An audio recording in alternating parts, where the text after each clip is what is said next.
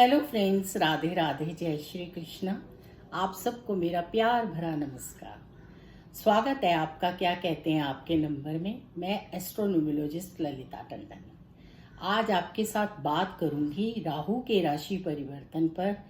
कैसा रहेगा वृश्चिक राशि वालों का समय। राहु अपनी राशि परिवर्तन करने जा रहे हैं 30 अक्टूबर को।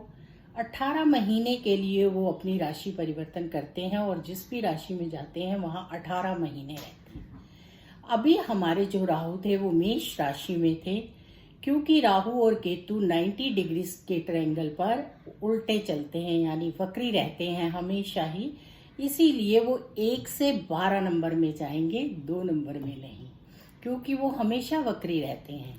तो मीन राशि में राहु का राशि परिवर्तन हो रहा है और वृश्चिक राशि वालों के लिए ये समय कैसा होगा, उन्हें क्या क्या मिलने वाला है और क्या क्या सावधानियां रखनी है, उस पर हमारी चर्चा होगी। राहु एक छाया ग्रह है और इसकी अपनी कोई राशि नहीं है। जिस भी राशि के साथ बैठता है उसके प्रभाव को बढ़ा देता है। राहु बहुत ही ज्यादा एक ऐसा ग्रह है जो हमें बहुत लग्जरी लाइफ देता है, और जब राहु अपने अच्छे फल देने पर आता है तो वो हमें अर्श पर पहुंचा देता है, फर्श से। यानी कि बहुत जल्दी अगर आपने एक दिन में करोड़पति बनना है तो समझिए राहु कहीं ना कहीं आपको अच्छे फल दे रहा है। तो चलिए इस पर चर्चा करें। उससे पहले आप सब मेरा YouTube channel astrologer Lalita Tandon like कीजिए, सब्सक्राइब कीजिए और बेल आइकॉन को जरूर दबाइए। जैसा कि आप चाहते हैं कि वृश्चिक जो है वो मंगल की राशि है और राहु जो है वो वृश्चिक राशि में 4th हाउस में बैठेंगे, यानी सुख के घर में। 5th हाउस में बैठेंगे, यानी बच्चों के घर में बैठेंगे, पूर्व जन्म के कर्मों के घर में बैठेंगे, कॉम्पिटिशन्स में बैठेंगे, विदेश जाने की योजनाओं में बैठेंगे और हमें हमारे पिछले जन्म के कर्मों से क्या फल मिलते हैं प्रभात से, उसमें भी बैठेंगे। यहाँ पर वो जो है केतु जो है हमारे लाभ के घर में बैठेंगे, एकादश भाव में। केतु पर हमारी चर्चा अगली वीडियोस में होगी, यहाँ हम राहु पर चर्चा कर रहे हैं। तो वृश्चिक राशि वालों के लिए राहु समय तो अच्छा होगा, क्योंकि अच्छे घर में बैठेंगे, लाभ भी देंगे, बच्चे खर्चे भी बहुत कराएंगे और आपके बच्चे विदेश पढ़ने जा सकते हैं। बच्चों के साथ आप लोगों को बहुत ज़्यादा टाइम स्पेंड करना पड़ेगा और जो बच्चे हैं वो बहुत अच्छा करेंगे, अच्छे कॉम्पिटिशन्स टेस्ट होंगे, उनके आगे बढ़ेंगे। यहाँ हमें एक बात और ध्यान देने की ज़रूरत है, और वो ये है कि ये पंचम हाउस है, यानी 5वां घर। यहाँ पर राहु जो है कई बार भ्रमित भी कर देते हैं, यानी कि हम अपने डिसीजंस नहीं अच्छे ले पाते और जिसकी वजह से हमें प्रॉब्लम्स फेस करनी पड़ती हैं। तो जो भी डिसीजंस लें, जैसे कई बार आप हायर स्टडीज के लिए बाहर जा रहे हैं, आपका सारा कम बन गया लेकिन अचानक अड़चन आ जाती है, तो ऐसे में राहु के एक तो छोटे छोटे उपाय कीजिए और उसके साथ साथ बहुत सोच समझ विचार कर पूरा अच्छे तरीके से अपने ऊपर ध्यान देकर और उसके बाद आपको जो है आगे बढ़ना चाहिए। क्योंकि राहु जो है वो हमारे, मैं जैसा बताती हूँ, ऋषि मुनि कहते हैं कि बृहस्पति की तरह ही 5वीं और 9वीं दृष्टि से भी देखते हैं। तो आपके योग तो बहुत ज्यादा बनते हैं और आप जो खुद हैं वो भी किसी की सुनेंगे नहीं। आपको लगेगा कि नहीं बस मैं ही ठीक कह रहा हूँ, ऐसा नहीं है। अपने आप को समय दीजिए, किसी की एडवाइस जरूर लीजिए। ये मत सोचिए कि मुझे ही सब कुछ आता है और फिर काम करिए, तो फिर आपको आगे बढ़ने से भी कोई नहीं रोक सकता और आपके रिजल्ट्स भी बहुत अच्छे आएंगे। क्योंकि आपकी जो राहु की दृष्टि है वो एकादश घर में, यानी 11वें घर में, बिल्कुल लाभ के घर में पड़ रही है। तो धन लाभ तो आपको होगा, आपको उसके साथ साथ बहुत सारे ऐसे लाभ हैं जो मिल सकते हैं। राहु हमारा जो है ऐसी चीज़ों से लाभ पहुंचाता है जिनसे कि जैसे इलेक्ट्रॉनिक्स, सट्टा, जुआ, लेकिन इन चीज़ों से आपको अपने आप को बचा कर रखना है।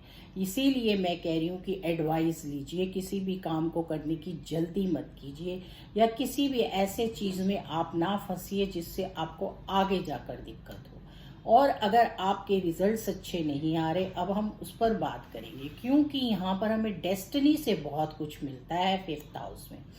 तो इसका मतलब है कि आपके जो थोड़े बहुत कर्म हैं उनको सुधारने की ज़रूरत है और उनसे लाभ प्राप्त करने की ज़रूरत है। और इसके साथ साथ घर में अपने बड़ों के, माता पिता, दादा दादी, सबका आशीर्वाद लेने की ज़रूरत है। इन सब चीज़ों से आपको लाभ मिलेगा और आपके काम बनेंगे। कुल मिलाकर समय आपका राहु के परिवर्तन से अच्छा होगा, क्योंकि अच्छे घर में राहु बैठेंगे, लेकिन यहाँ से दृष्टि भी अच्छे घर में डालेंगे, 11वें घर में, जहां पर लाभ का भाव होता है। लेकिन मैंने पहले ही आपको बताया, राहु कई बार भ्रमित कर देता है, छाया ग्रह है, हमें भ्रम में डाल देता है। और इस घर में बैठकर हमें बस इन्हीं चीजों का ध्यान रखना है। हमें जल्दबाजी नहीं करनी है, अपने कामों को करने के लिए पूरा ध्यान रखना है कि हमें कैसे काम करना है। तो ऐसे हमारा जन्म और फिर हमारा तन और फिर हमारा मोक्ष 9th हाउस, ऐसे हमारी राशियां जो हैं वो कार्य करती हैं। और यहाँ पर क्योंकि मीन राशि है और मीन राशि गुरु की राशि है, तो यहाँ स्टडीज के लिए बहुत अच्छा होगा। आप लोगों को लाभ मिलेगा, आपको यश मान सम्मान भी मिलेगा। आपका पहले जितना ज्ञान का काम होगा वो अब काम आएगा और आप आगे बढ़ते चले जाएंगे। छोटी छोटी यहाँ पर आप रेमेडीज कीजिए राहु की। अपने बाथरूम को खुद साफ कीजिए, उससे लाभ मिलेगा। बाथरूम को नीट एंड क्लीन रखिए, अपने आप को साफ सुथरा रखिए, ब्रांडेड साफ सुथरे कपड़े पहनिए, परफ्यूम लगाइए, शंकर भगवान की पूजा कीजिए, उससे आपको बहुत लाभ मिलेगा। शिव पर जल चढ़ाइए और हो सके तो व्हाइट एंड ब्लू कलर ज़्यादा पहनिए, नहीं तो व्हाइट कलर का अपने पास हैंकी रखिए। ये सब छोटी छोटी ऐसी रेमेडीज़ हैं जिनसे 18 महीने में आप अपने आप को बहुत आगे ले जा सकते हैं।